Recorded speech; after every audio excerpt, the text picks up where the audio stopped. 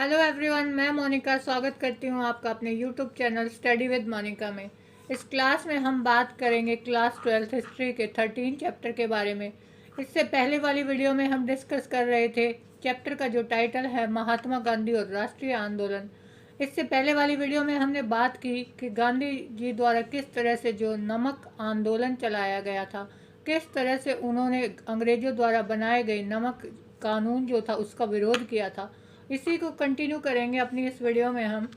अब हम देखते हैं हमारी जो नेक्स्ट हेडिंग है वो है संवाद। संवाद का मतलब क्या होता है? देखिए, संवाद का अर्थ होता है किसी के बात के ऊपर चर्चा करना। तो हम यहाँ पर चर्चा करेंगे कि गांधी जी की जो नमक यात्रा थी वो इतनी इम्पोर्टेंट क्यों थी, वो किस तरह से सफल हुई। नमक यात्रा कम से कम 3 कारणों से उल्लेखनीय थी। पहली वह घटना थी जिसके चलते महात्मा गांधी दुनिया की नज़र में आए। देखिए, ये एक ऐसी घटना थी जो नमक यात्रा गांधी जी ने चलाई कि पूरी दुनिया के लोग गांधी जी को जानने लग गए थे। इस यात्रा को यूरोप और अमेरिका प्रेस ने व्यापक कवरेज दी। मतलब भारत में तो गांधी जी फेमस हुए ही, उसके साथ साथ यूरोप और अमेरिका की जो प्रेस थी, वहाँ के जो मीडिया थी, वहाँ के अखबार थे, उन्होंने भी जो है खूब इसके बारे में छापा। पहले वाली वीडियो में हमने देखा था कि अमेरिका की जो टाइम पत्रिका है, पहले तो उसने किस तरह से गांधी जी ने जब नमक यात्रा शुरू की तो गांधी जी का मजाक बनाया था। लेकिन एक हफ्ते बाद ही जो है उस टाइम पत्रिका के जो लेख लिखने वाले थे उनके जो है विचार बदल गए थे और वो गांधी जी का जो है गुणगान करने लग गए थे। दूसरा ये था कि यह पहली राष्ट्रवादी गतिविधि थी जिसमें औरतों ने भी बढ़ चढ़कर हिस्सा लिया। इससे पहले गांधी जी ने जितने भी आंदोलन किए थे उसमें क्या था कि ज़्यादातर हिस्सेदारी जो थी वो पुरुषों की थी। लेकिन नमक यात्रा में जो महिलाएं थी वो भी गांधी जी के साथ आई थी, उन्होंने भी बढ़ चढ़कर इसमें हिस्सा लिया। समाजवादी कार्यकर्ता एक महिला थी, उनका नाम था कमला देवी चट्टोपाध्याय।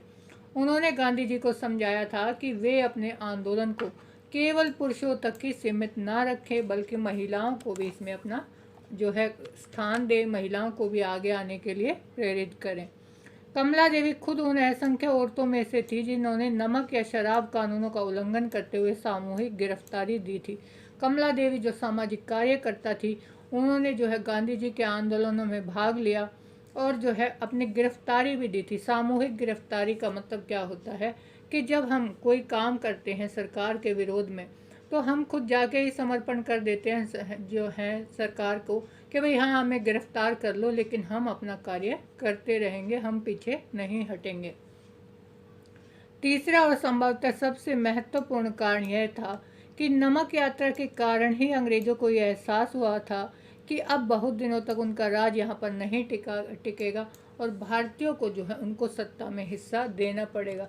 देखिए, जो नमक यात्रा गांधी जी ने चलाई वो इतने व्यापक स्तर पर जो है फैल गई थी कि जो अंग्रेज़ थे वो भी बेचैन हो उठे थे। उनको भी लग रहा था कि भाई अब ज़्यादा दिन वो जो है भारत पर राज नहीं कर सकते, बल्कि सत्ता में उनको भारतीयों को भी जो है हिस्सेदारी उनकी देनी पड़ेगी।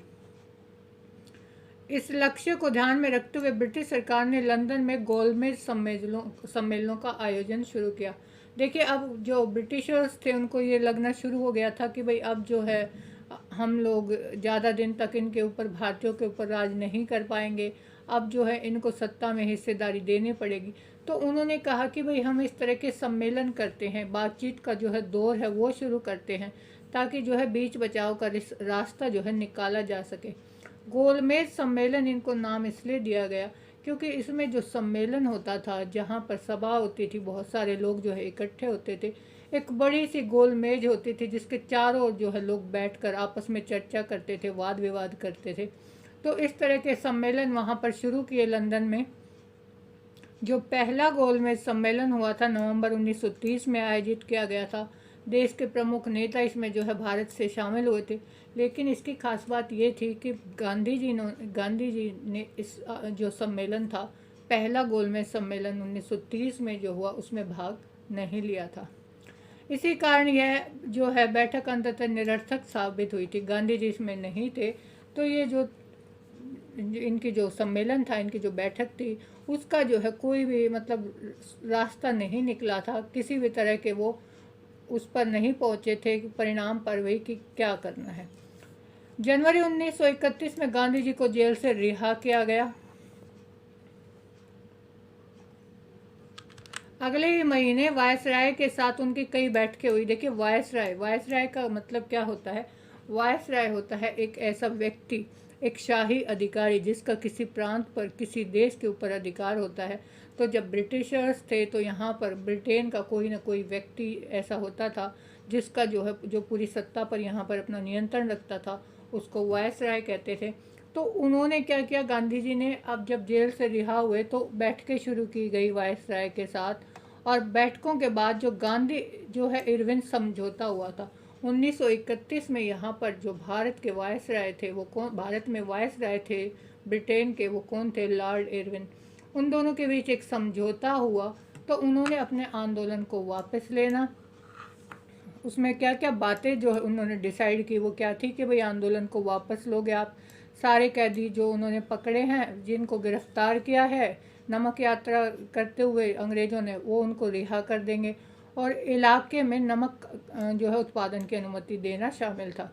गांधी जी क्या क्या मांग रखी गांधी जी ने कि भाई आप जो है हमें नमक बनाने की इजाज़त दीजिए, आपने जो ये राज्य का एकाधिकार का जो कानून बनाया है इसको आप वापस लो, हमारे जो कैदी हैं उनको रिहा करो, तब जो है हम अपना आंदोलन वापस लेंगे। जो रेडिकल राष्ट्रवादी थे वो इस समझौते की आलोचना कर रहे थे। देखिए रेडिकल राष्ट्रवादी का मतलब होता है ऐसा व्यक्ति या ऐसे व्यक्ति जो बिल्कुल अपने राष्ट्र के प्रति जो है समर्पित होते हैं, वो सत्ता में किसी भी तरह की बाहर की जो शक्ति होती है उसकी जो हिस्सेदारी है उसको बर्दाश्त नहीं करते, एक समाजवादी कार्यकर्ता के रूप में वे काम करते हैं। तो वो गांधी के जो है इस समझौते की आलोचना कर रहे थे। गांधी जी देशवासियों के लिए राजनीतिक स्वतंत्रता का आश्वासन हासिल नहीं कर पाए थे, क्योंकि उनका मानना था कि भाई आपने समझौता तो कर लिया, ठीक है, आंदोलन वापस ले लिया, कुछ बातें आपकी मान भी ली गई, लेकिन आप राजनीतिक स्वतंत्रता का जो आश्वासन है कि भाई हमें जो है ब्रिटिशर्स से आज़ादी चाहिए, वो आश्वासन अभी भी अंग्रेज़ों ने जो है गांधी जी को नहीं दिया था। वो आश्वासन हासिल करने में गांधी जी सफल नहीं हो पाए थे। गांधी जी को इस संभावित लक्ष्य की प्राप्ति के लिए वार्ताओं का आश्वासन मिला था। क्या कहा गया था गांधी जी को कि हाँ भाई ऐसा हो सकता है कि धीरे धीरे हम जो है आपकी बात सुनेंगे, आपके साथ वार्ता करेंगे इस बारे में कि भाई आप जो है भारत को हम स्वतंत्र कर दें। अब जो दूसरा गोलमेज सम्मेलन हुआ 1931 के आखिर में लंदन में हुआ था, वो उसमें जो है गांधी जी ने हिस्सा लिया था। गांधी जी जो है कांग्रेस का नेतृत्व कर रहे थे। उसमें गांधी जी का कहना था कि उनकी पार्टी पूरे भारत का प्रतिनिधित्व करती है। गांधी जी ने सम्मेलन में जब भाग लिया कांग्रेस की तरफ से, वो वहाँ गए तो वो ये कह रहे थे कि भाई मैं यहाँ पर अपनी पार्टी की तरफ से पूरे भारत का प्रतिनिधित्व कर रहा हूँ, मतलब मैं जो यहाँ पर बातें करूँगा इसका मतलब वो है कि भाई सारा भारत भी वही बातें जो है चाहता है, वही डिसीजन उनको चाहिए। इस दावे को चुनौती दी मुस्लिम अल्पसंख्यकों के हित में जो काम कर रहे थे। राजे रजवाड़ों का दावा था कि कांग्रेस का उनके नियंत्रण वाले भाग पर कोई अधिकार नहीं है। देखिए गांधी जी ने तो बोल दिया कि भाई मैं पूरे भारत का जो है प्रतिनिधित्व कर रहा हूँ, लेकिन जो है कुछ लोग फिर उनके सामने आ गए। वो कौन थे? वो थे मुस्लिम अल्पसंख्यक। उन्होंने कहा कि भाई आप तो जो है हमारे अधिकारों की बात तो कर ही नहीं रहे। दूसरा किसने कहा कि भाई जो तेज तर्रार वकील विचारक BR अम्बेडकर। दूसरी चुनौती का जो एक चुनौती तो राजे रजवाड़ों से मिली, एक मुस्लिम अल्पसंख्यकों से मिली, और तीसरी मिली भीमराव अम्बेडकर से। भीमराव अम्बेडकर जो है वकील थे पेशे से। अब वो क्या कह रहे थे कि भाई जो निचली जातियां हैं ना, कांग्रेस पार्टी उनका प्रतिनिधित्व नहीं कर रही, मतलब उनके हक की जो है बात नहीं करती। निचली जातियां मतलब SC ST के नाम से जिन्हें हम जानते हैं। गांधी जी भीमराव अम्बेडकर जो है एक निचली जाति से के सदस्य थे।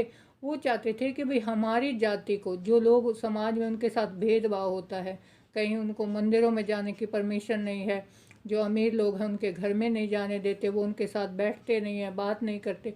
तो वो कह रहे थे कि भाई इस तरह का जो भेदभाव है, छुआछूत और इस तरह की जो बातें हैं वो समाज में हो रही हैं, तो कांग्रेस जो है वो हमारा प्रतिनिधित्व कैसे कर सकती है जब हमारे साथ इस तरह का बर्ताव किया जा रहा है समाज में। अब लंदन में हुए सम्मेलन किसी नतीजे पर नहीं पहुंच सका, इसलिए गांधी जी को फिर खाली हाथ लौटना पड़ा। अब देखिए, सम्मेलन हुआ, बातें हुई, लेकिन जो है हमारे लोग ही जो है एकजुट नहीं हो पाए, तो गांधी जी जो है कुछ भी वहाँ पर नहीं फैसला ले पाए और वो खाली हाथ लौट आए वहाँ पर। भारत लौटने पर उन्होंने सविनय अवज्ञा आंदोलन शुरू कर दिया। अब जब उनको लगा कि भाई ना तो हमारे यहाँ पर ही एकजुटता हो पा रही है और ना ही जो अंग्रेज हैं वो हमारी जो है किसी भी बात को मानने को तैयार हैं, मतलब सम्मेलन कर रहे हैं, बातें करने का आश्वासन दे रहे हैं, लेकिन कार्यवाही किसी तरह की कर नहीं रहे हमारे फेवर में, तो उन्होंने एक आंदोलन फिर से चलाया गांधी जी ने, सविनय अवज्ञा। सविनय अवज्ञा का मतलब क्या होता है? देखिए, सविनय, विनय होता है मतलब प्रेम पूर्वक, तो प्रेम से अवज्ञा करना, किसी का तिरस्कार करना। अवज्ञा का मतलब होता है किसी की बात ना मानना। गांधी जी अहिंसावादी तो थे, हिंसात्मक कार्यवाही वो कभी नहीं चाहते थे, तो उन्होंने एक ऐसा आंदोलन चलाया फिर से कि भाई हम जो है बड़े विनम्र भाव से, बड़े प्यार प्रेम से हम जो है जो भी बातें ये अंग्रेज हमारे ऊपर थोपते हैं, हम इनका विरोध करेंगे, हम जो है इनकी किसी की भी बात को नहीं मानेंगे। अब नए वायसराय कौन थे? Lord Wellington. 1931 में यहाँ के जो वायसराय थे वो लॉर्ड इरविन के बाद आए लॉर्ड वेलिंगटन। उनको गांधी जी से देखिए कोई हमदर्दी नहीं थी। अपनी बहन को लिखे एक निजी खत में दूसरे गोलमेज सम्मेलन में जातियों के लिए पृथक निर्वाचन की मांग का विरोध भी किया था गांधी जी ने। देखिए, जब दूसरा गोलमेज सम्मेलन जो चल रहा था, तब जो है ये पृथक निर्वाचन की मांग की मुस्लिम लीग ने कि भाई हमें जो है अलग से जो है अपने निर्वाचन क्षेत्र चाहिए, हम जो है मुस्लिम हैं तो हमें अपना अलग से राज्य चाहिए, अलग से मत देने का, वोट का आरक्षण जो है हमको चाहिए। मतलब यह है कि वो चाहते थे कि भाई मुस्लिम एक अलग राज्य बन जाए, हिंदुओं के साथ हम नहीं आएंगे, क्योंकि जो हिंदू है वो संख्या में ज़्यादा हैं और जो है वो हमारे हक के लिए बात नहीं करते। तो मुस्लिम लीग ने क्या कहा था कि हमें पृथक निर्वाचन क्षेत्र की जो है उन्होंने मांग की थी। तो गांधी जी इससे दुखी थे, अपनी बहन को लिखे खत में उन्होंने इसका वर्णन भी किया है। ऐसा करने पर समाज की मुख्य धारा में उनका एकीकरण नहीं हो पाएगा और सवर्ण हिंदू हमेशा के लिए कट जाएंगे। गांधी जी को ये चिंता सता रही थी कि भाई ये लोग जो है अब जो निचली जाति के लोग हैं वो और जो मुस्लिम लीग है वो सब जो है अलग अलग, निचली जाति वाले लोग आरक्षण की बात कर रहे हैं, मुस्लिम समुदाय जो है वो अपना अलग मुस्लिम राज्य बनाने की बात कर रहे हैं। तो गांधी जी कहते हैं कि इस तरह से ये लोग जो है एक समाज की मुख्य धारा से कट जाएंगे, मतलब अलग थलग हो जाएंगे। सब जो है एक साथ रहकर जिस एक भारत की बात करते हैं वो जो है कायम नहीं रह पाएगा। तो इस गांधी जी इस चीज़ के खिलाफ थे। उन्होंने भीमराव अंबेडकर को समझाया भी था कि भाई आपकी जो मांग है ये निचली जातियों को अलग से आरक्षण देने की, ये सही नहीं है। वेलिंगटन ने लिखा था कि अगर गांधी जी न होता तो दुनिया वाकई बहुत खूबसूरत होती। देखिए, जो वेलिंगटन थे लॉर्ड वायसराय, वो जो है क्या कह रहे थे, भाई अगर ये गांधी नहीं होता ना तो सब कुछ सही होता, दुनिया बहुत अच्छी होती। क्यों? क्योंकि वो जो भी काम करते थे गांधी जी उसमें अपना रोड अटकाते थे, उनका विरोध करते थे।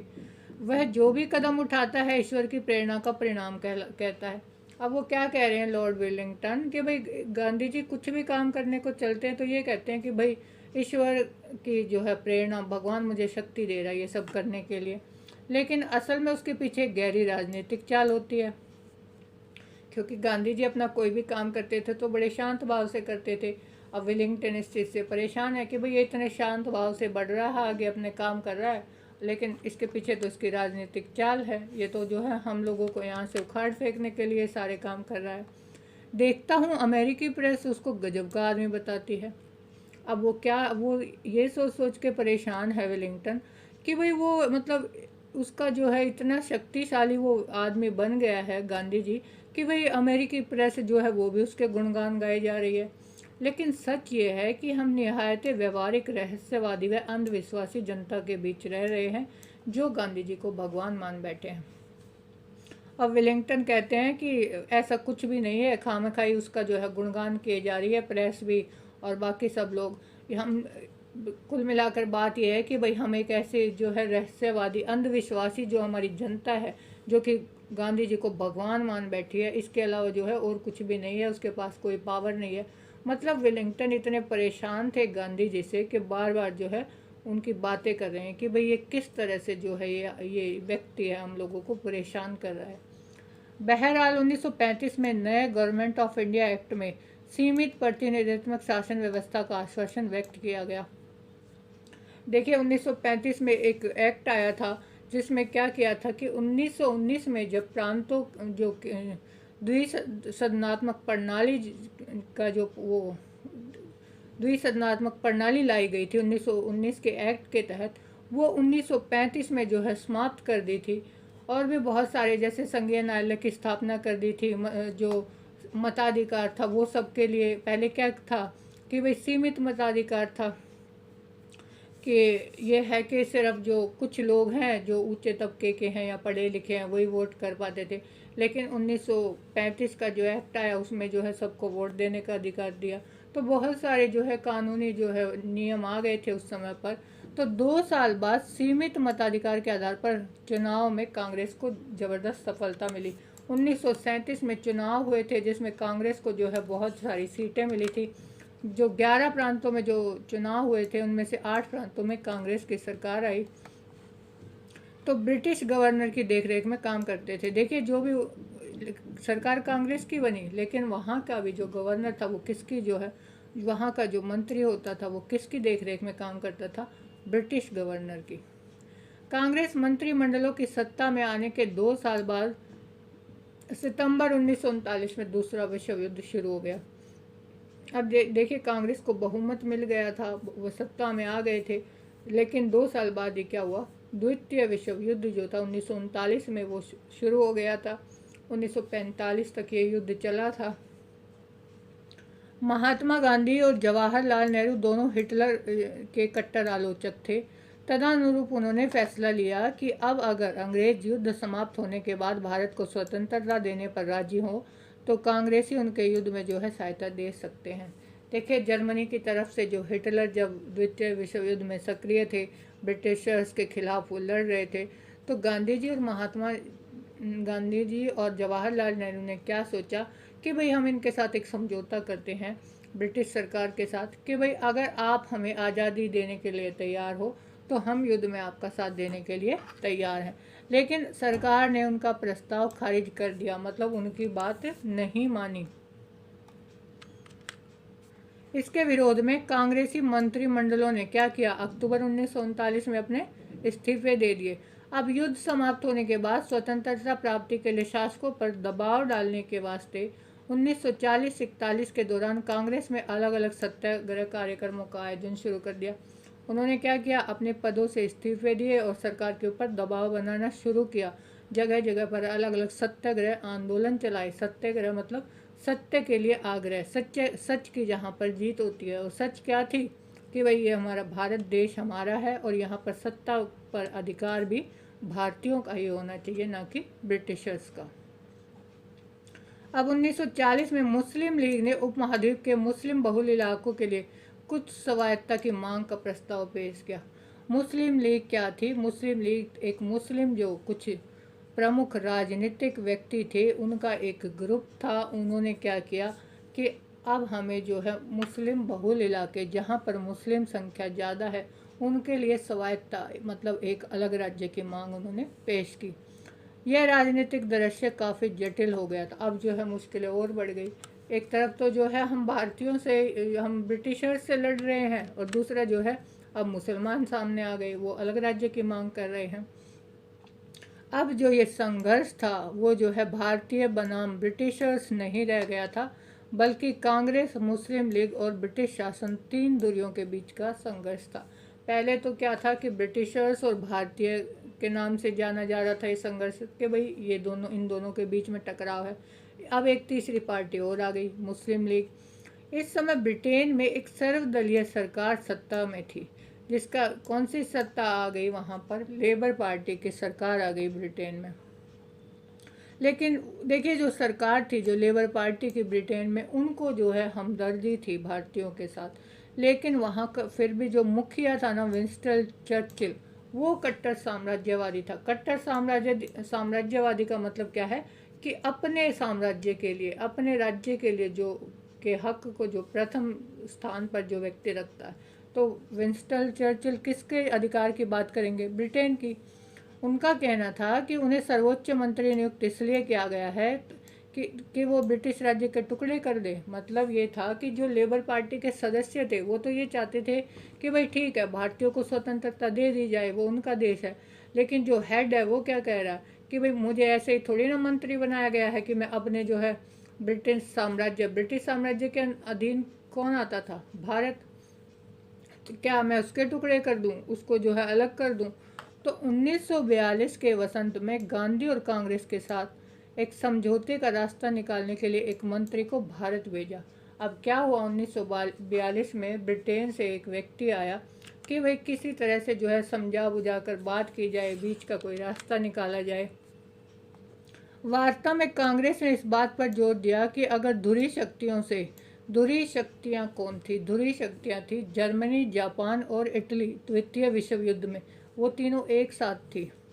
तो उनसे अगर भारत की रक्षा के लिए ब्रिटिश शासन कांग्रेस का समर्थन चाहता है तो वायसराय को सबसे पहले अपनी कार्यकारी परिषद में किसी भारतीय को एक रक्षा सदस्य के रूप में नियुक्त करना चाहिए। देखिए, जो भी वार्ता हुई उसमें कहते हैं कि भाई अगर आपको कांग्रेस का समर्थन चाहिए, द्वितीय विश्व युद्ध में धुरी शक्तियों के खिलाफ भारत की जो है हेल्प चाहिए, तो तुम्हें क्या करना पड़ेगा कि रक्षा मंत्री के रूप में किसको जो है अपॉइंट करना पड़ेगा? भारतीय सदस्य को। लेकिन क्या हुआ, अंग्रेज तो इस बात के लिए तैयार नहीं थे और इस बात पर भी क्या हुआ, ये वार्ता टूट गई। फिर आता है, फिर गांधी जी ने अपना अगला आंदोलन जो है वो शुरू किया, क्योंकि गांधी जी को लगा कि ये इस तरह से काबू में जो ब्रिटिशर्स हैं नहीं आने वाले। फिर गांधी जी ने फाइनली अपना जो आंदोलन था वो छेड़ दिया, भारत छोड़ो आंदोलन। 8 अगस्त 1942 को इस आंदोलन की शुरुआत की गई। देखिए, जो क्रिप्स मिशन आया था बात करने के लिए, अब उसकी विफलता के बाद, विफलता मतलब भाई बात जो है कांग्रेस और क्रिप्स मिशन के बीच में जो है बात नहीं हो पाई, किसी नतीजे पर वो लोग नहीं पहुंचे, तो महात्मा गांधी ने ब्रिटिश शासन के खिलाफ अपना तीसरा बड़ा आंदोलन छेड़ने का फैसला लिया। अगस्त 1942 में शुरू हुए, 8 अगस्त 1942 को ये शुरू हुआ था। आंदोलन को अंग्रेजों भारत छोड़ो का नाम दिया गया। मतलब फाइनली अब जो है गांधी जी मैदान में आ गए थे कि अब चाहे कुछ भी हो जाए, अब जो है अंग्रेजों से हमें अपने भारत को आज़ाद करवाना ही है, इनको यहाँ से भगाना है। तो आंदोलन का नाम ही क्या दे दिया, अंग्रेजों भारत छोड़ो। हालांकि गांधी जी को फौरन गिरफ्तार कर लिया। देखिए, ब्रिटिशर्स को पता था कि भाई गांधी जी कोई भी आंदोलन करते हैं तो भारी जन समर्थन उनको मिलता है, सारी पब्लिक उनके साथ आ जाती है, तो उनको क्या किया, गिरफ्तार कर लिया। लेकिन देश भर के युवा कार्यकर्ता हड़ताल और तोड़फोड़ की कार्यवाही के जरिए आंदोलन चलाते रहे। बेशक से गांधी जी को गिरफ्तार कर लिया, लेकिन जो वॉलेंटियर थे, गांधी जी के अनुयायी थे, उन्होंने क्या किया, उन्होंने तो अपना काम चालू रखा, तोड़ फोड़े की, हड़तालें की, जो है सरकार का विरोध किया। कांग्रेस ने जयप्रकाश नारायण जैसे समाजवादी सदस्य भूमिगत प्रतिरोध गतिविधियों में सबसे ज़्यादा सक्रिय दिखाई दिए। जयप्रकाश नारायण का हमने नाम सुना है, तो वो एक समाजवादी सदस्य थे, अपने राष्ट्र के प्रति उनको जो है बहुत प्रेम था, तो वो भी आगे आए और उन्होंने जो है आंदोलन को आगे बढ़ाने में मदद की।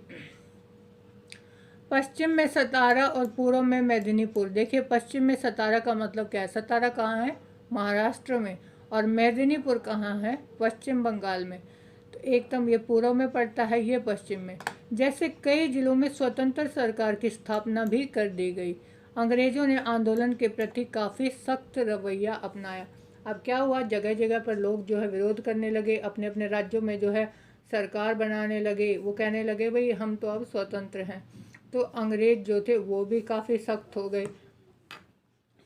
फिर भी इस विद्रोह को दबाने में सरकार को साल भर से ज़्यादा समय लग गया। देखिए, उन्होंने काफ़ी सख्त रवैया अपनाया, बहुत सारे लोगों को पकड़ पकड़ के जेलों में डाल दिया, मारपीट की गई, लेकिन फिर भी उनको 1 साल लग गया इस आंदोलन को दबाने में। भारत छोड़ो आंदोलन सही मायने में एक जन आंदोलन था, जिसमें लाखों आम हिंदुस्तानी शामिल थे। इस आंदोलन ने युवाओं को बड़ी संख्या में अपनी ओर आकर्षित किया था।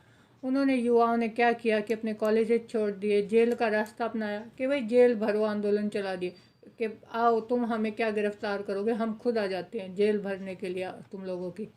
जिस दौरान कांग्रेस के नेता जेल में थे, उसी समय जिन्ना और मुस्लिम लीग के उनके साथी ही अपना प्रभाव क्षेत्र फैलाने में लगे थे। अब दूसरी प्रॉब्लम ये साथ साथ चल रही थी कि भाई एक तरफ तो जो कांग्रेस के बड़े नेता हैं उनको पकड़ के जो है अंग्रेज़ों ने जेल में डाल दिया, तो यहाँ जो मुस्लिम लीग के जो सदस्य थे, मोहम्मद अली जिन्ना थे, वो क्या करने लग रहे थे, वो एक अपने अलग जो है मुस्लिम राज्य के बारे में जो है वो अपना प्रभाव फैला रहे थे, लोगों में खूब उस चीज़ का प्रचार प्रसार कर रहे थे। इन्हीं सालों में लीग को पंजाब और सिंध में अपनी पहचान बनाने का मौका मिला। सिंध जो है पहले जो है भारत का हिस्सा था, अब वो जो है पाकिस्तान का हिस्सा है, जहाँ अभी तक उनका कोई खास वजूद नहीं था। मतलब वो लोग भी जो है अलग अलग जगह पर अपना प्रचार कर रहे थे, मुस्लिम लीग के भाई हमें भी अपने जो मुसलमान हैं उनके लिए एक अलग राज्य की मांग करनी है। जब 1944 में विश्व युद्ध समाप्ति की ओर था, समाप्त हुआ नहीं था, समाप्त हुआ था 1945 में, तब जो है गांधी जी को रिहा कर दिया गया। अब जेल से निकलने के बाद उन्होंने कांग्रेस और मुस्लिम लीग के बीच जो फासला था उसको पाटने के लिए जिन्ना के साथ कई बार बात की। देखिए, गांधी जी कभी भी नहीं चाहते थे कि इस तरह से देश का विभाजन हो, मुसलमानों के लिए एक अलग देश, अलग राज्य बने। तो उन्होंने जो है कई बार कोशिश की, जिन्ना के साथ कई बार बात की, लेकिन जो है वो सफल नहीं हो पाए अपनी उस वार्तालाप में। और 1945 में जब ब्रिटेन में लेबर पार्टी की सरकार बनी, तो यह सरकार भारतीय स्वतंत्रता के पक्ष में थी। लेबर पार्टी के जो सदस्य थे वो ये चाहते थे कि हाँ, भारत को स्वतंत्र कर देना चाहिए। उसी समय लॉर्ड वोवेल ने कांग्रेसी और मुस्लिम लीग के प्रतिनिधियों के बीच कई बैठकों का आयोजन किया। देखिए, 1945 में अब वायसराय कौन है? Lord vowel. तो उन्होंने जो है कांग्रेस और मुस्लिम लीग के जो प्रतिनिधि थे उनसे जो है बातचीत करने की कई बार कोशिश की। 1946 की शुरुआत में विधानमंडलों के लिए नए सिरे से चुनाव भी कराए गए। सामान्य श्रेणी में कांग्रेस को भारी सफलता मिली। देखिए, कांग्रेस को तो सफलता मिली इन चुनावों में, लेकिन मुसलमानों के लिए जो सीटें आरक्षित कर दी थी वहाँ पर मुस्लिम लीग को भी जो है भारी बहुमत प्राप्त हुआ। तो उनका जो है इरादा और पक्का हो गया कि भाई हमें अपने लिए एक अलग राज्य बनाना है मुसलमानों के लिए। भारत में विभिन्न प्रांतों को सीमित स्वायत्तता दी जा सके, 1946 की गर्मियों में कैबिनेट मिशन भारत आया और ऐसी व्यवस्था का प्रयास किया। देखिए, जो कैबिनेट मिशन भारत आया था उसमें जो है 3 व्यक्ति थे वहाँ पर। एक थे स्ट्रैफोर्ड क्रिप्स, एवी अलेक्जेंडर और ये पाथिक लॉरेंस। ये लोग यहाँ पर किस लिए आए थे? ये यहाँ का माहौल देखने के लिए आए थे। यहाँ के जो राजनेता हैं उनसे बात करने आए थे कि भाई किस तरह से शांतिपूर्वक जो सत्ता है उसको जो है भारतीयों को सौंपा जा सके। तो ये 3 व्यक्ति बहुत महत्वपूर्ण थे जो उस समय पर यहाँ पर आए। लेकिन जो कैबिनेट मिशन था उसका प्रयास विफल रहा। वार्ता के बाद जो वादा था वो टूट जाने के बाद पाकिस्तान की स्थापना के लिए लीग के मांग के समर्थन में एक प्रत्यक्ष कार्यवाही दिवस का आह्वान किया। अब वो बात करने के लिए यहाँ आए थे कि भाई किस तरह से जो सत्ता है वो भारतीयों को सौंपी जा सके। लेकिन यहाँ पर जो है 2 दल बन चुके थे। अब मुस्लिम लीग जो था वो बिल्कुल ये नहीं चाहता था कि भाई अब भारत जो है एक रहे। वो मुसलमानों के लिए अपना अलग राज्य की जो मांग थी उसके ऊपर अड़े हुए थे। तो उन्होंने क्या किया, भाई हम प्रत्यक्ष कार्यवाही दिवस मनाएंगे। हम जो है एक दिन उन्होंने डिसाइड कर लिया, हम जो है अपना अलग राज्य की जो है घोषणा कर देंगे। तो उन्होंने जो मुस्लिम थे उन्होंने 16 अगस्त 1946 का दिन जो है चुन लिया था। तब से क्या हुआ, खूनी संघर्ष शुरू हो गया कोलकाता में। देखिए, ये जो है साफ हो गया था कि अब जो है भारत एक नहीं रह सकता, इसका विभाजन जो है वो तय है। तो जो हिंदू और मुस्लिम थे उनके बीच टकराव जो है वो बहुत ज़्यादा बढ़ गया था। कोलकाता से इसकी शुरुआत हुई। खूनी संघर्ष मतलब हिंदू और मुस्लिम जो थे वो आपस में लड़ने लगे। अब यह हिंसा कोलकाता से शुरू होकर बंगाल, बिहार, पंजाब तक फैल गई। मतलब पूरे उत्तर भारत में ये जो है हिंसा फैल गई थी। कुछ स्थानों पर मुसलमानों को तो कुछ अन्य स्थानों पर हिंदुओं को निशाना बनाया गया। फरवरी 1947 में वोवेल की जगह लॉर्ड माउंटबेटन को वायसराय नियुक्त किया गया। अब 1947 में कौन बन गए वायसराय? Lord Mountbatten. उन्होंने वार्ताओं के अंतिम दौर का आह्वान किया। अब वो चाहते थे कि भाई आखिरी बार फिर से बातचीत की जाए, लेकिन उनका प्रयास भी विफल रहा। वो भी जो है इनको मनाने में जो है कामयाब नहीं रहे। तो उन्होंने ऐलान कर दिया कि ब्रिटिश भारत को स्वतंत्रता दी जाएगी, लेकिन उसका विभाजन होगा। देखिए, उन्होंने जो ब्रिटिशर्स थे, लेबर पार्टी के जो सदस्य थे, उन्होंने भी बहुत कोशिश की कि भाई भारत का ठीक है स्वतंत्रता दे दी जाए, लेकिन इसका बंटवारा ना हो। लेकिन जो मुस्लिम लीग के सदस्य थे वो किसी भी कीमत पर मानने के लिए तैयार नहीं थे। तो उन लोगों ने फिर जो है घोषणा कर दी कि भाई हाँ, भारत को स्वतंत्र किया जाएगा, लेकिन इसका विभाजन होगा। अब सत्ता हस्तांतरण के लिए कि भाई सत्ता सौंपने के लिए कौन सा दिन डिसाइड किया? 15 अगस्त का दिन। उस दिन भारत के विभिन्न भागों में लोगों ने जमकर खुशियां मनाई, क्योंकि लोगों को लग रहा था कि अब जो भारत है वो अंग्रेजों से आज़ाद हो जाएगा। दिल्ली में जब विधानसभा के अध्यक्ष मोहनदास करमचंद गांधी को राष्ट्रपिता की उपाधि देते हुए संविधान सभा की बैठक शुरू की, तो बहुत देर तक करतल ध्वनि जो है वो होती रही। करतल ध्वनि का मतलब क्या है? बहुत देर तक जो वहाँ पर जो सदस्य मौजूद थे वो तालियां बजाते रहे।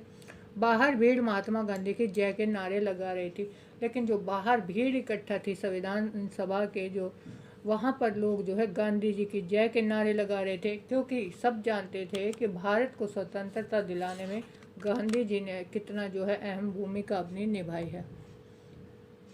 अब आखिरी बहादुराना दिन 15 अगस्त 1947 को राजधानी में हो रहे उत्सवों में महात्मा गांधी नहीं थे।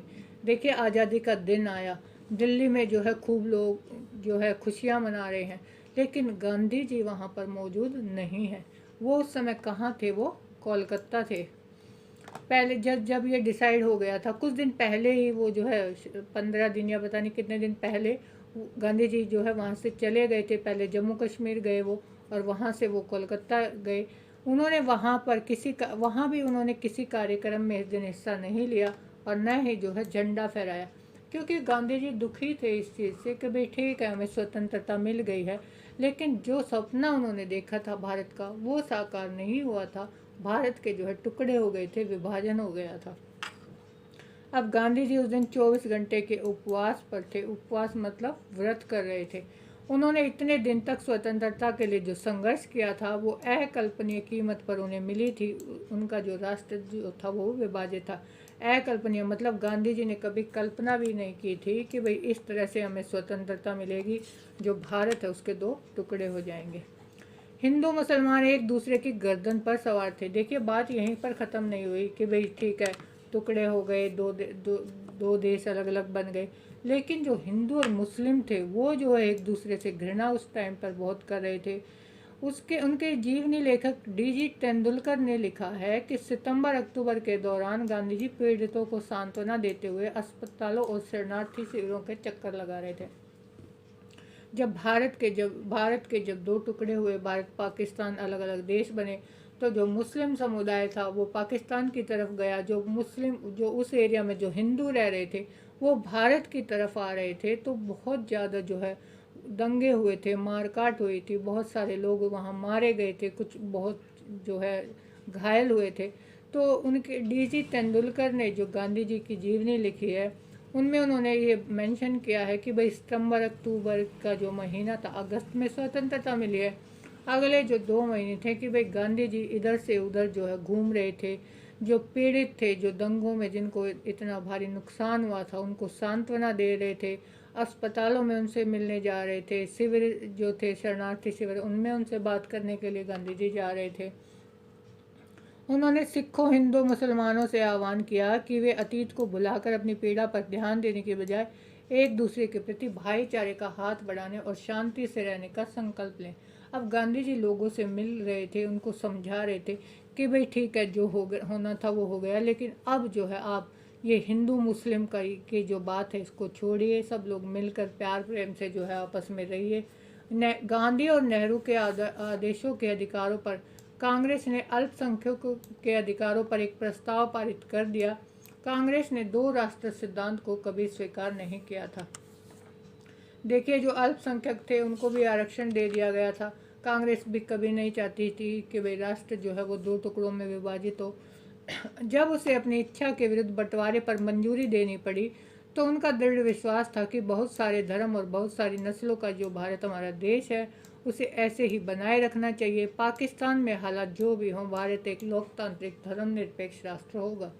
कांग्रेस क्या कहती है कि भाई देखिए जो भी हुआ, अब बंटवारा हो गया, लेकिन फिर भी जो भारत में अलग अलग धर्मों के, अलग अलग जातियों के लोग जो यहाँ पर इतनी जो है जनसंख्या रह रही है, तो पाकिस्तान में लोग चाहे कैसे भी रहे, चाहे वो अपने धर्म को जो है कितनी भी इम्पोर्टेंस दें, लेकिन भारत जो है वो एक लोकतांत्रिक धर्मनिरपेक्ष का मतलब होता है कि किसी भी धर्म के फेवर में जब हम नहीं आते, सब धर्मों को समान मानते हैं। तो कांग्रेसियों ने कहा कि भाई जो भारत है वो धर्मनिरपेक्ष राष्ट्र के रूप में हमेशा रहेगा, जहां सभी नागरिकों को पूर्ण अधिकार प्राप्त होंगे और धर्म के आधार पर भेदभाव के बिना सभी को राज्यों की ओर से संरक्षण का अधिकार होगा। कि भाई धर्म के आधार पर किसी के साथ कोई भेदभाव नहीं किया जाएगा, सब लोगों को समान माना जाएगा।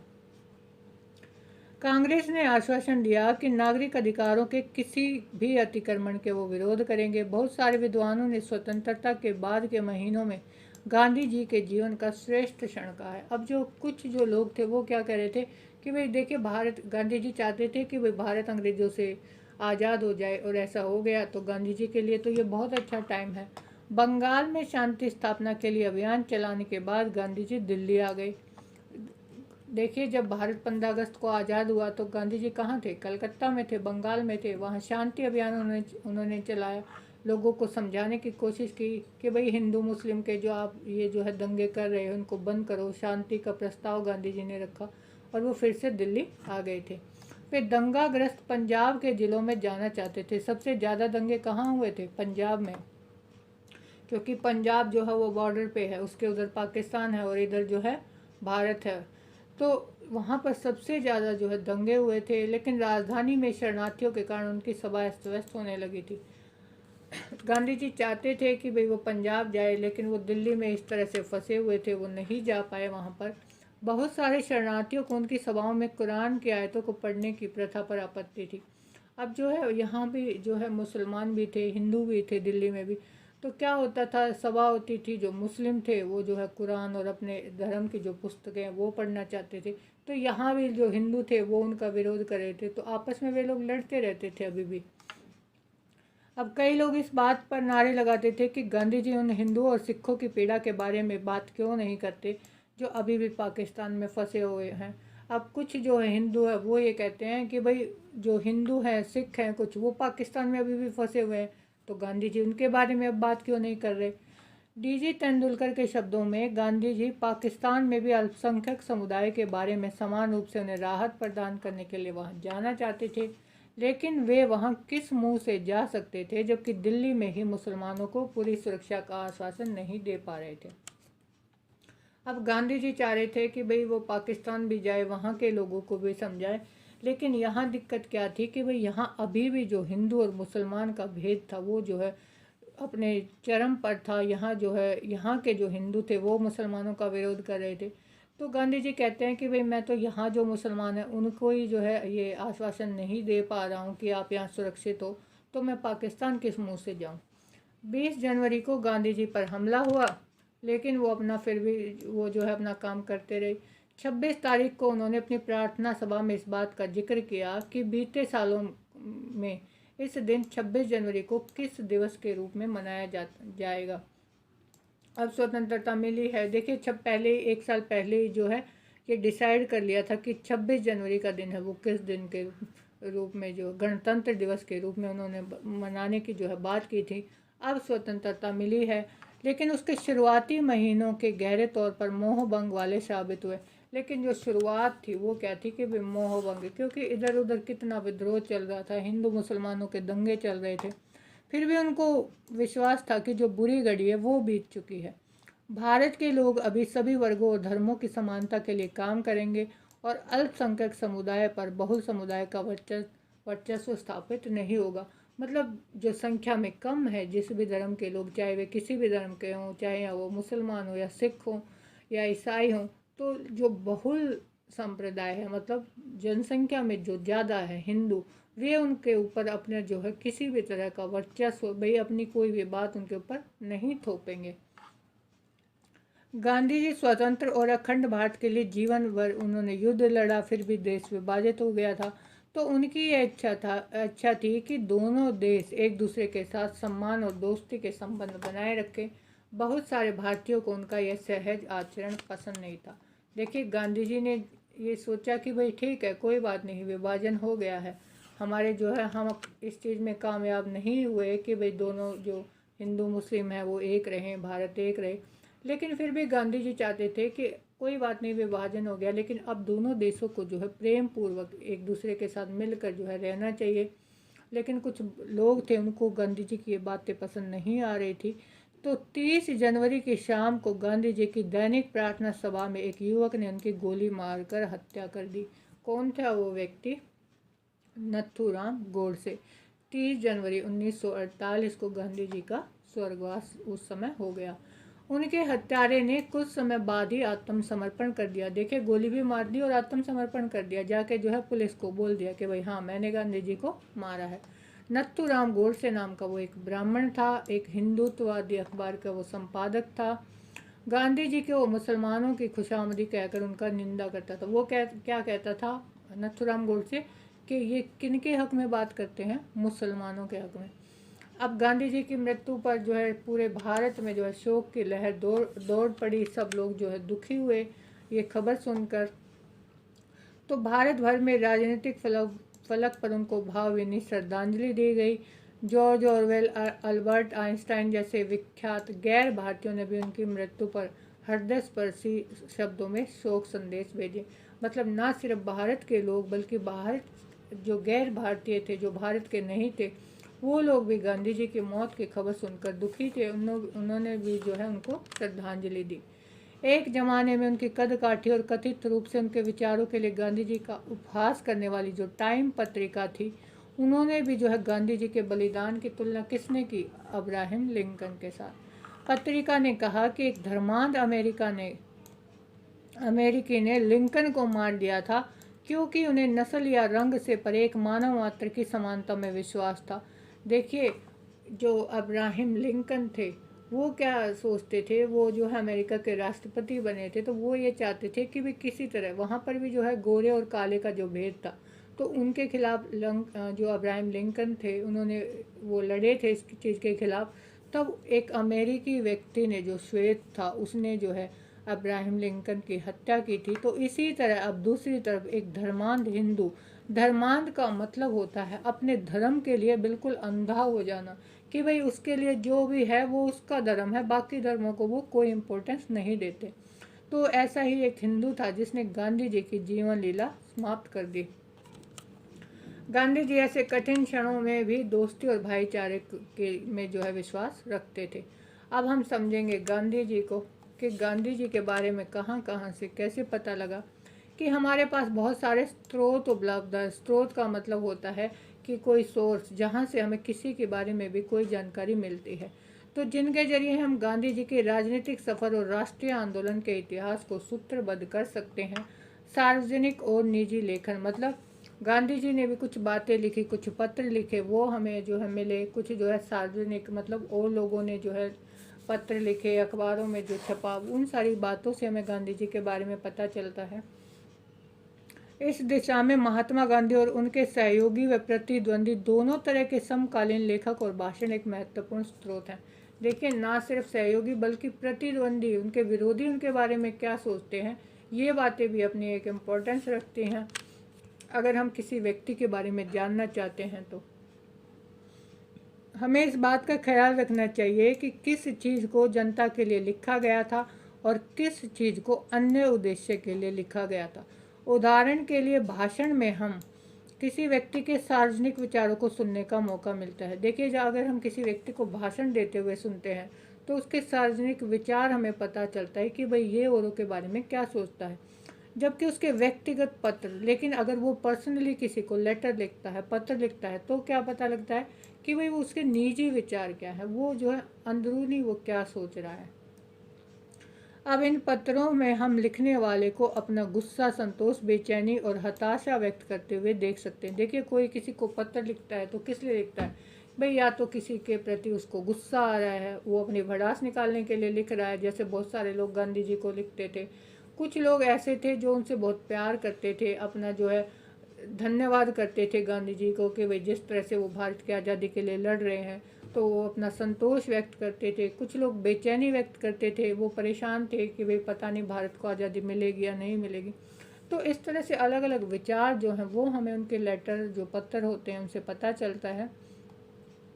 इनमें से बहुत सारी बातों को वे अपने सार्वजनिक वक्तव्य में व्यक्त नहीं कर सकते। देखिए, बहुत सारी ऐसी बातें होती है जो हम पत्र में नहीं लिख सकते, लेकिन हमें याद रखना चाहिए कि कई बार निजी सार्वजनिक का यह फ़र्क टूट जाता है।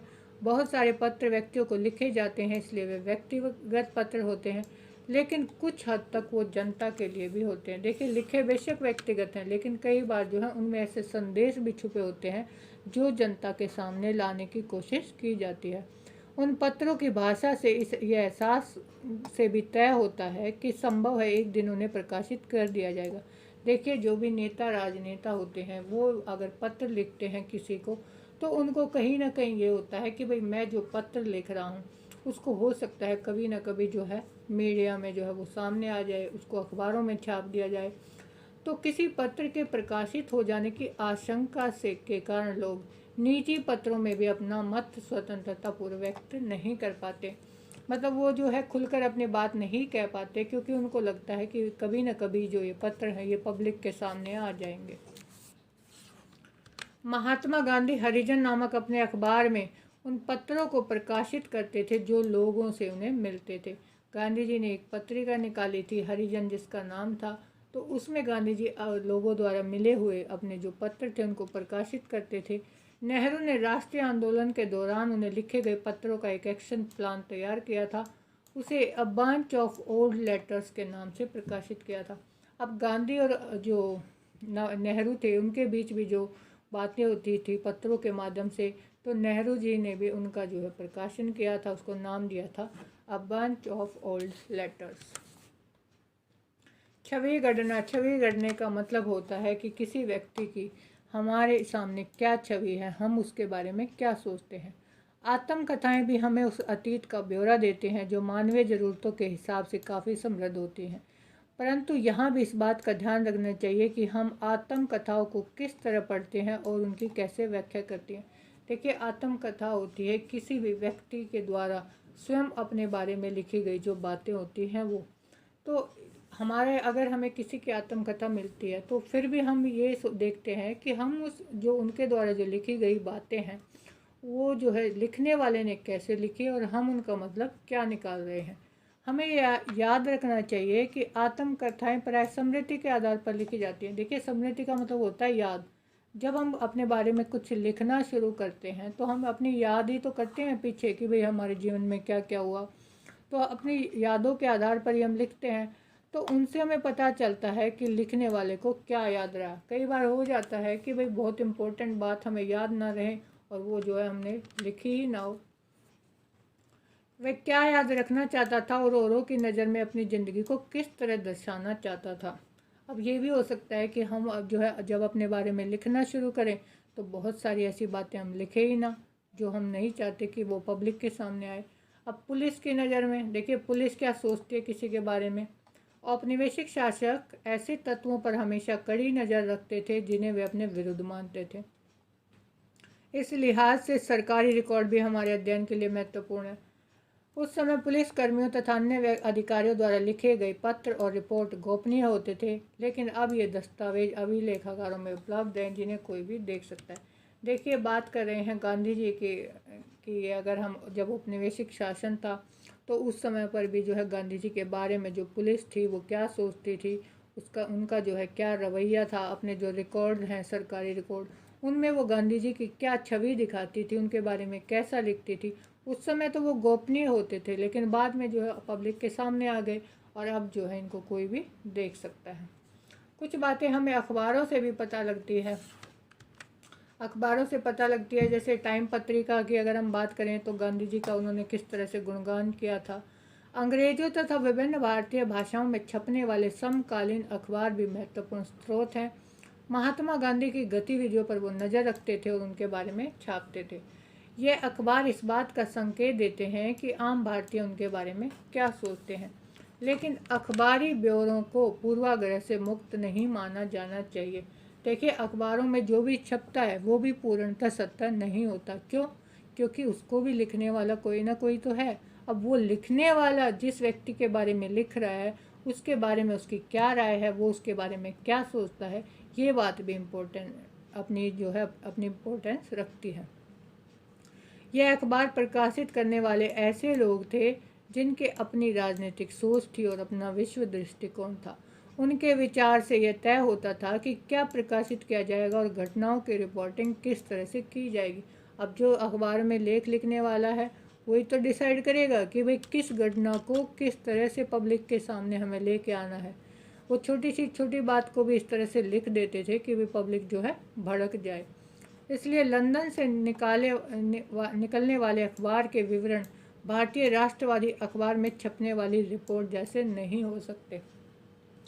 देखिए, जो भी यहाँ पर विरोध चल रहा था, ब्रिटिशर्स और जो इंडियन थे उनके बीच में जिस भी तरह का आंदोलन यहाँ पर हो रहा था, अब उसके बारे में अगर हिंदुस्तान का अखबार है तो वो क्या लिखेगा? वो ऑफकोर्स ब्रिटिशर्स के खिलाफ बात करेगा। और ब्रिटेन का अखबार है वो क्या करेगा? वो भारतीयों के खिलाफ बात करेगा। तो दोनों की रिपोर्ट कभी भी एक जैसी नहीं हो सकती। तो जो अखबारों में भी जो भी हमें छपता है, जिससे भी हम एक स्रोत मानते हैं किसी भी व्यक्ति के बारे में जानने के लिए भी, तो उसके पीछे भी हमें ये ध्यान रखना पड़ता है कि ये स्रोत कहाँ का है और वो उसके किसी भी व्यक्ति के बारे में क्या राय रखता है। तो चैप्टर हमारा ये हो गया कंप्लीट। चैनल आपने सब्सक्राइब नहीं किया है तो कर लीजिए और बेल आइकन को ज़रूर प्रेस कर दीजिए ताकि नोटिफिकेशन आपको हमारी वीडियो की मिलती रहे।